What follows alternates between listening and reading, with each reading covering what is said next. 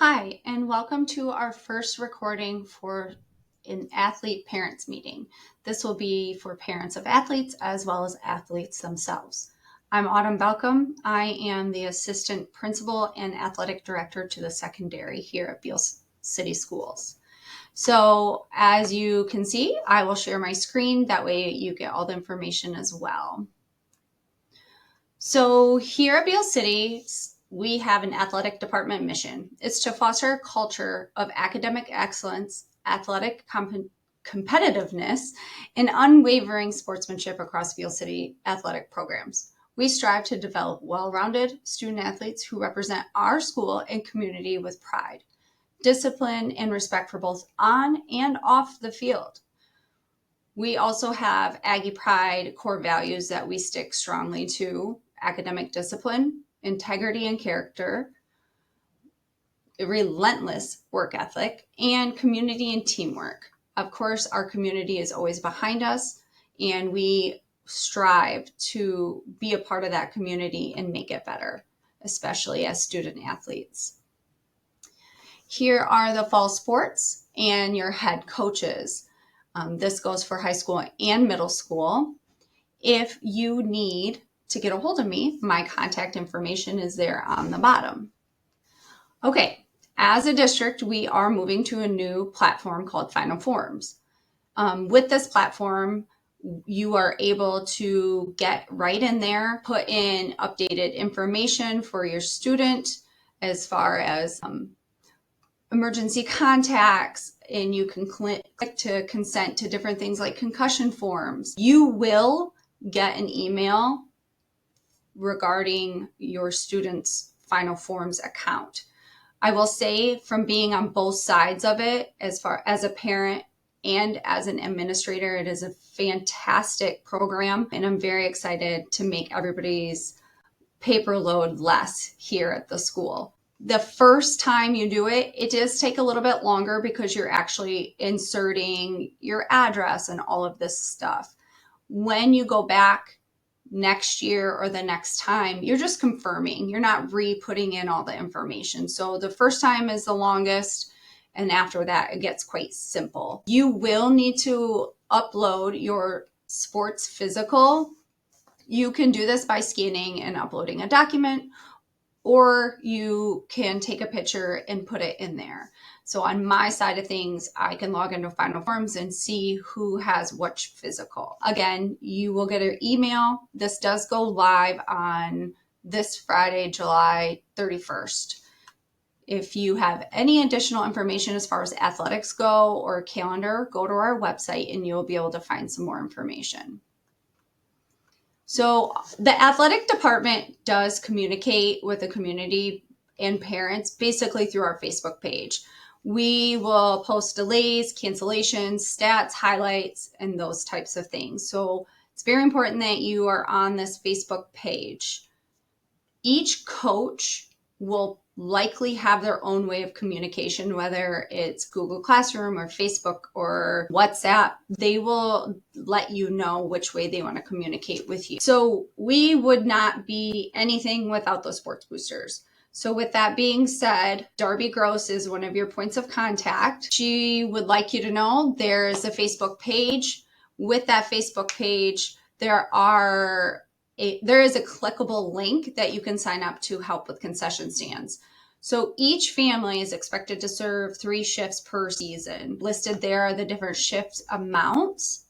And with concession stands, that is a primary focus of how their income is.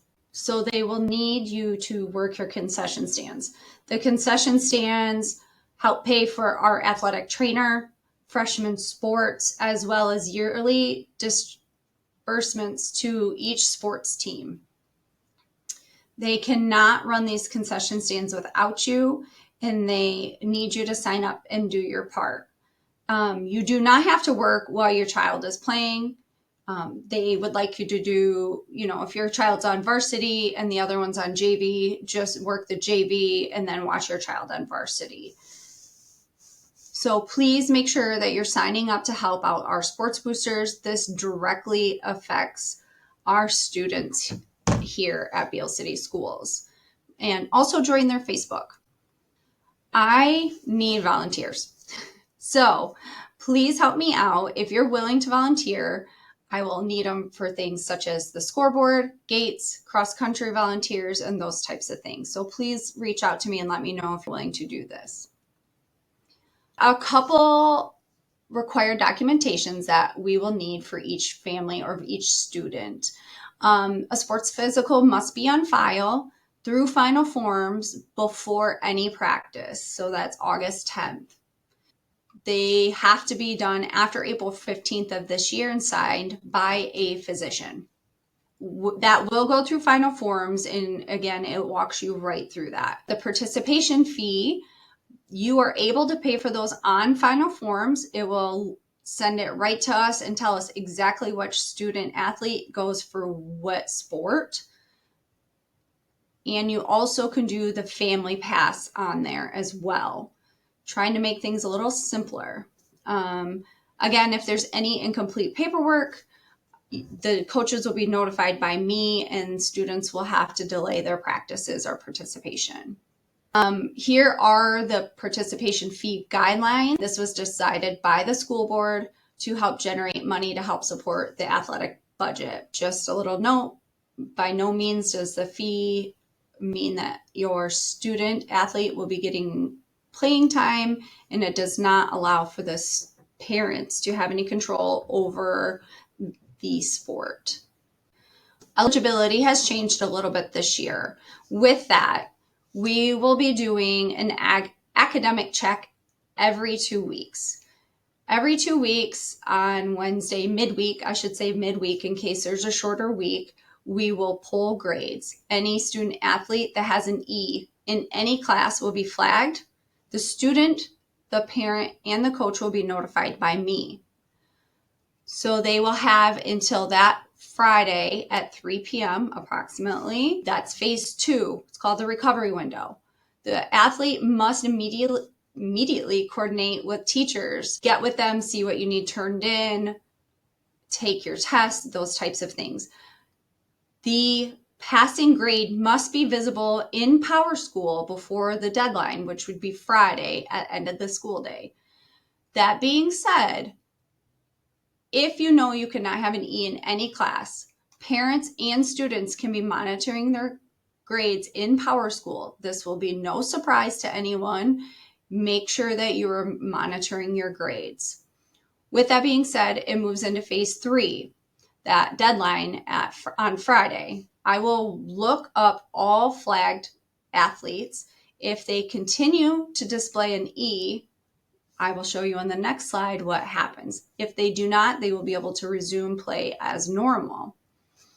Just so you know, it does start Monday to Sunday. So a Friday, if they still show an E in any class, their suspension time will start the following Monday. This is mainly for students as well as parents, but please note, classroom teachers are under no obligation to rush grading your assignments so you're allowed to play or take late work or that type of thing. You are responsible student athletes and can monitor your grades throughout the time that you're in these classes. They must submit recovery work, and the teachers will have enough time to grade them and put them in Power School for me to see. Again, this is not on the teacher, this is on the student. If you were to not be successful in getting your failing grade up, this is what happens. Your penalties and support interventions. So not only are you suspended, but we have made a support system for you. Let's say that they still had an E. So they are suspended from playing or dressing or traveling with the team in any official capacity. The student is allowed to practice with their team. With this suspension for 2 weeks, there is a mandatory study block. Each student athlete must attend a supervised academic study block at minimum once a week during their support week. So you're going to go twice. The block is held concurrently with our detention time. So there will be a teacher within that classroom to help that student. If there is no detention time offered during your suspension week, you must get with me immediately so something can be set up. Do not wait till the end of the week and try to think that we can make arrangements to jam it in. Okay, and the attendance policy has changed. The athletes must attend a minimum of 5 hours of the school day in order to participate in any practice or competitions. If you are missing during that time, you still have to be officially excused. So your parents do need to call in.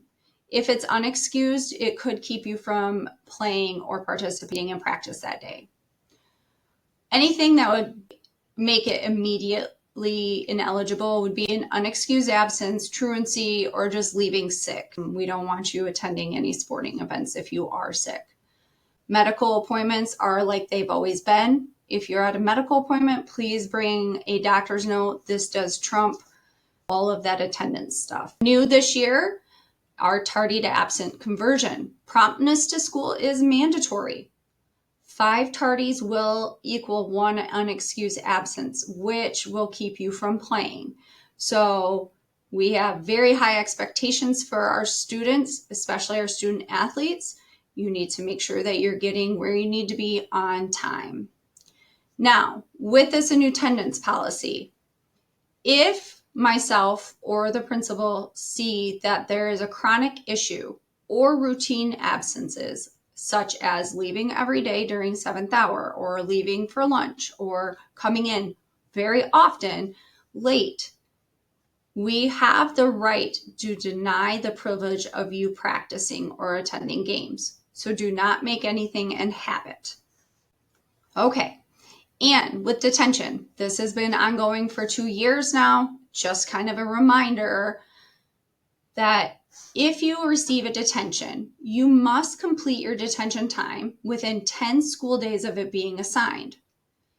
If you do not do it within the 10 school days, you must miss practice or games to make it a priority. This does not only go for athletics, it goes for club meetings, school-sponsored events such as dances, field trips, and any extracurriculars. Make sure that you are doing a good job of balancing your schedule and being responsible and ahead of things, or just don't get any detentions. For chain of command, yes, I have a little experience in that, but we want to make sure that we're following the rules. So who you need to contact in what order. I will remind you a 24-hour rule is the best for everyone involved often, whether it's the parents, the athletes, the coach. 24-hour rule, I would abide by it. Step 1 would be the player to go to the coach. If there is an issue or a problem, our players need to feel comfortable to go to the coach. The second step would be the parent and player together to go to the coach and kind of work through whatever might be going on.